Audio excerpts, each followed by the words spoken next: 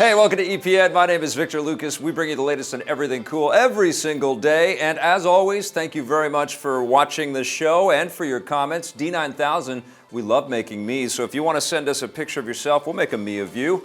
Anyway, it's time for the rundown. All right, Batman vs. Superman kind of sucks, but there's still time to fix the next DC movie.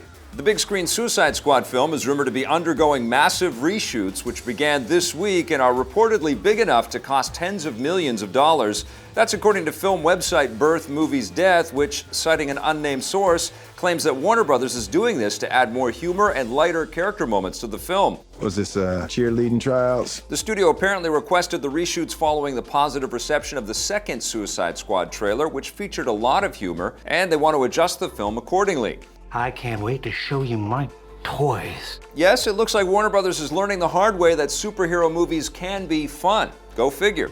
We're bad guys. It's what we do.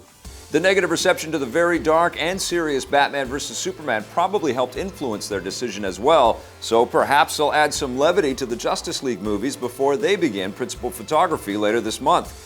As for Suicide Squad, it doesn't look like the reshoots will delay the release of the film. It's still scheduled to hit theaters on August 5th. What was that? I should kill everyone and escape? Sorry. The voices. I'm kidding. That's not what they really said. A new game is coming to the PlayStation Vita, and it's not an April Fool's joke.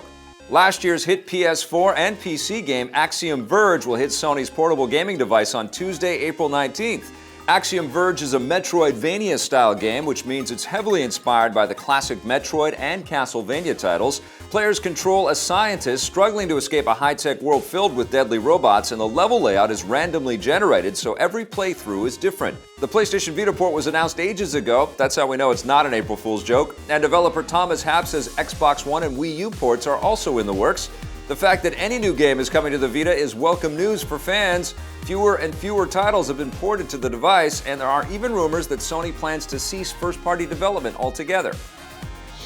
Audiences can get another fix of one of the best movies of last year.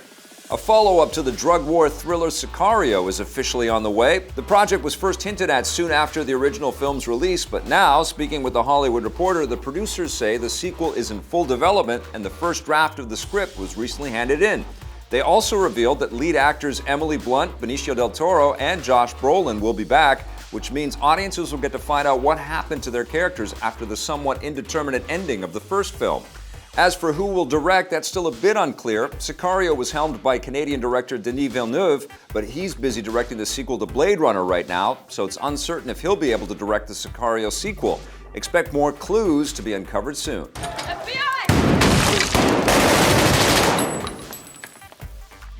One of the biggest online games in the world is taking the April Fool's hype to the moon. Starting today, the PC version of World of Tanks is getting a silly in-game event called Moon Mayhem, where players can take control of a space-age spherical tank in a new map on the moon. That means there will be less gravity and friction than what you're used to here on planet Earth. The Moon Mayhem event is on now and will last until Tuesday. As for the console version of World of Tanks, that's getting the maritime-themed TOG boat event. Players will be able to use the TOG tank, which already looked like a boat, as an actual boat, and wage 7 versus 7 battles on the high seas. That event ends on Sunday. And while we're on the subject of World of Tanks, the game's 2016 Grand Finals will be taking place next week in Warsaw, Poland. It promises to be one of the biggest esports events of the year, with 12 teams from around the globe competing for the title of World Champion. The whole thing will be streamed live on April 8th and 9th, and you can find the link on your screen or in the description below. We'll be at the event to interview the competitors and game makers, so keep your eyes out for that in the days ahead. And that wraps us up for our rundown today. We'll be back again on Monday with a brand new one. Have a great weekend, everybody.